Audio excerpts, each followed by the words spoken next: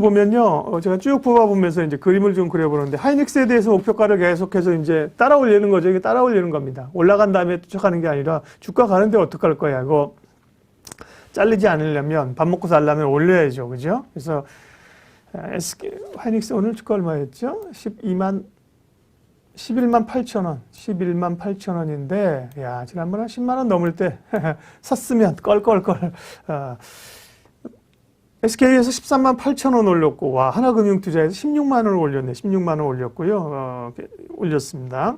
IS 동서 같은 경우도 건설주 폐기물 관련, 건설주는 오늘 사실은 지난 금요일 날 건설주가 강했고, 국토교통부 장관 바뀐다고 했는데, 그렇게까지 세지는 않았고요. 건설주의 대표는 현대건설이거든요. 아침에 또, 방송에 나온 그 전문가들도 건설주 보면서 현대건설 말씀하셨고, 현대건설 또 주목해 보시고요. 제가 그때도 얘기한 거는 저는 HDC 현상 같은 경우를 좋게 본다 그랬는데 어제에 이어서 오늘도 HDC 현상 굉장히 잘 갔습니다. 왜냐하면 여기는 원래 본업이 HD 현상이 잘하는 데거든요. 아파트. 그런데 아시아나 인수한다고 하다가 어려워진 상황이라 그게 노이즈가 있었는데요. 강하게 어쨌든 갔고, IS 동서에 대해서 폐기물도 하고 있고, 건설업체죠. 목표가를 신영증권에서 5만 6천 원, 교보에서 6만 5천 원으로 올렸고요.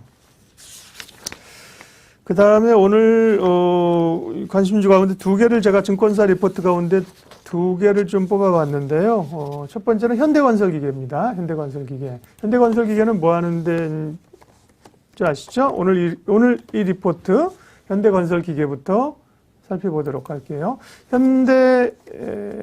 현대중공업에서 지난번에 이제 4개사가 분리해 나오면서 건설 장비 이런 거 하는 그 업체잖아요.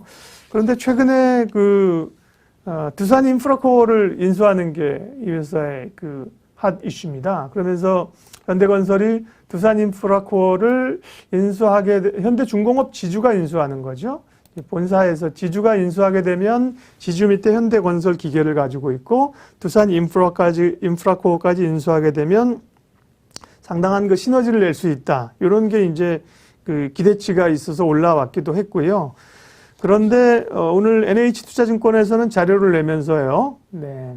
일단 건설 경기나 기계나 이런 게 살잖아요. 미국에도 보면 건설 경기 막 살고 이러면서 두산 밥캣 이런 것도 좀 주목해 볼 필요 있겠더라고요. 현대건설기계 이 중국 쪽을 보통 많이 보는데 중국 쪽은 별로 마진이 안 난다고 하고요. 그 밖에 뭐 북미, 유럽, 인도 이런 쪽의 성과를 기대해서 여기서 이벤트라고 하는 거는 이제 두산 인프라코어 M&A 얘기하는 겁니다. 근데 그거는 사실은 아직도 불확실성이 좀 남아있고 이벤트보다는 본질 가치로 접근해 볼 만하다고 하면서 특이한 건 목표가를 24,500원에서요. 41,000원으로 올렸어요. 엄청나게 올렸네요. 41,000원. 오늘 32,450원입니다. 그러면서 좀 조심하라고 하는 거는 아까 말씀드린 것처럼 두산 인프라코어에 대한 M&A가 확정된 게 아니라 노이즈가 좀 있을 수 있다라는 얘기를 했는데요. 제가 이제 여기 약간 좀 오해하지 마실 거는 이제 우리가 투자의 실마리를 찾는 거라 그랬잖아요. 뉴스 속에서 혹은 또 우리 게스트도 모시고 리포트도 보고 친구한테 듣고 꿈꾸다가 종목명이 생각나고 뭐 프로그램 보면서 생각나고 그런데 거기서 그걸 이제 늘 이제 정말 좋은 거야? 회의적인 눈초리를 가지고 또 쳐다봐야 된다는 거죠. 제가 이제 이 리포트 얘기하면서 이 리포트 중심적으로 얘기하는 게 모든 것이 제가 다 좋게 보거나 추천의 의미는 아닙니다. 그건 제가 좀 얘기 드릴게요. 이건 정말 괜찮아 보이는데 이런 게 있고 요거는 글쎄요. 좀 두고 보시죠 하면은 좀 두고 보는. 현대건설기계 같은 경우도 오늘 리포트가 나왔고 목표가를 대폭으로 올렸는데요. 그런데 보면 뭐 아직 그렇게 일단 사실 좀 올랐거든요. 두산 인프라코어 인수에 대한 가능성 이런 것들로 올랐기 때문에 굉장히 주봉으로 보면 사실은 업황 자체가 좋아지기 때문에 건설이나 이 경기 관련주들이 좋게 보는데 그렇게 이렇게 상당히 매력적이다. 지금 가져가 보자. 그렇게는 조금 좀 해결돼야 될 문제들이 있습니다. 다음 오늘 이 리포트 코리아 센터입니다. 코리아 센터 요거만 보고 황희연 팀장님 만나겠습니다. 코리아 센터 얘기 들어보셨죠? 네. 코리아 센터가 주가 먼저 보면요. 얘가 아니 중간에 갑자기 위로 솜처럼 긴 윗꼬리 단 음봉이 반짝 있었던 때가 있습니다. 그 전에 8,000원대에 가던 게 갑자기 13,000원 갔다가 다시 주르륵 지금 8,000원 내려왔는데 요때가 이제 기억하시죠? 이제 아마존이 한국에 이제 그 SK 그룹하고 손잡고 나온다 그러면서 이게 해외 직구 이런 쪽 하는 거기 때문에 코리아 센터가 주목받겠다 이러면서 이제 급등을 했다가 글쎄 별로 관심이 없어졌어요. 이 산이 아닌가벼? 하는가벼? 그러면서 코리아 센터라는 기업을 저도 그때 뉴스가 있었는데 사실 못 봤다가 이번에 조금 리포트가 나와서 주목을 해봅니다. SK에서 리포트를 냈는데요.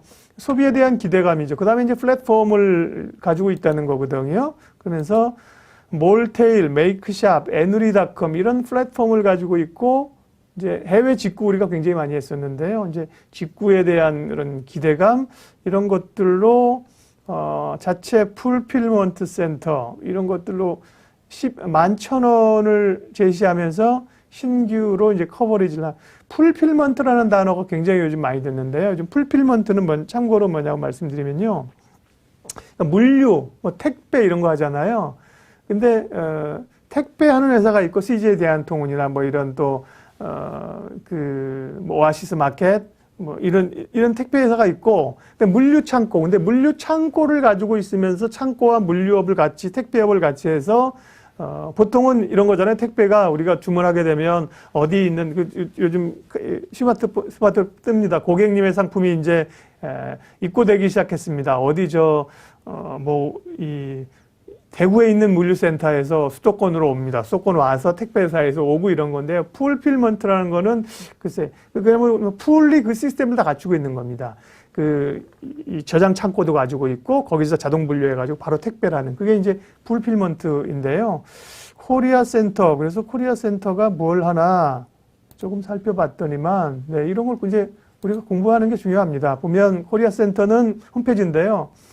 이커머스, 글로벌 풀필먼트, 쇼핑, 빅데이터 이거 보면 아마 여러분들 우리가 알만한 것들이 꽤 있습니다. 보면 이커머스 쪽으로 해서 메이크샵이 프리미엄 쇼핑몰 구축한다는 곳이랍니다. 마이소호. 저는 사실 메이크샵은 조금 덜 들어봤습니다. 이런 플랫폼을 가지고 있고요. 플랫폼을 가지고 있는 건 되게 좋죠. 그 다음에 해외 사업은 해외 직구.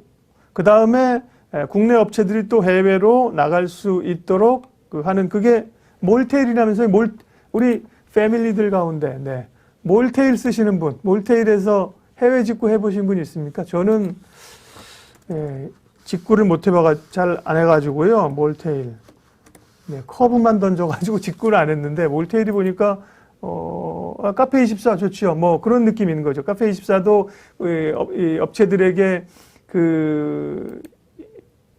장사를 할 수 있도록 플랫폼을 만들어주는 거잖아요. 보면 이게 얘긴 들어본 것 같아요. 몰테일 해외 직구 하는데 여기 보니까 해외 직구가 대단하네요. 스페인 물류센터도 있고 여러 가지 옛날에는 직구하려면 배대지 이런 걸 본인이 찾아가지고 하고 그랬었는데 이런 걸 이제 하는 거잖아요.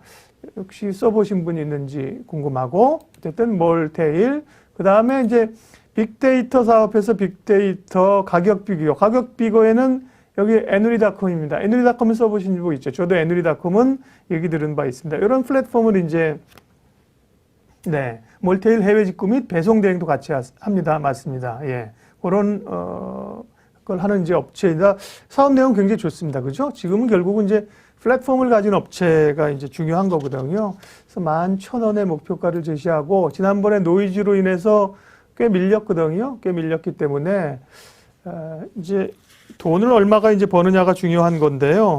올해 매출액이 3,000억에 영업이익 210억, EPS가 197원, PER이 42배네요. 42배인데 내년에 EPS가 290원 되면 한 28배로 내려온다. 플랫폼에 관심 있는 분들, 소비에 관심 있는 분들은 상장한 지 오래 안 됐죠? 예, 관심 있게 조금 봐도 될 것 같습니다. 그러나, 네, 코리아 센터도 저도 조금 더 해봐야 돼서 아직은, 꽤 눈여겨보시죠. 이 정도는 아니고요. 한번 찜해놓고, 보자고 하고, 오히려 이제 그런, 쇼핑 뭐 이런 쪽에서는 지난번에 한번 공부했는데 에코 마케팅 같은 경우는 굉장히 능력 있는 역량 있는 회사로 저는 보고요. 플랫폼을 가지고 있다는 것은 굉장히 좋은 거죠. 예. 자, 오늘 이 현대건설기계하고 코리아센터 두 종목을 증권사에서 뽑은 리포트 종목 가운데 몇 개로 봤습니다. 이태엽님도 오셨습니다. 네.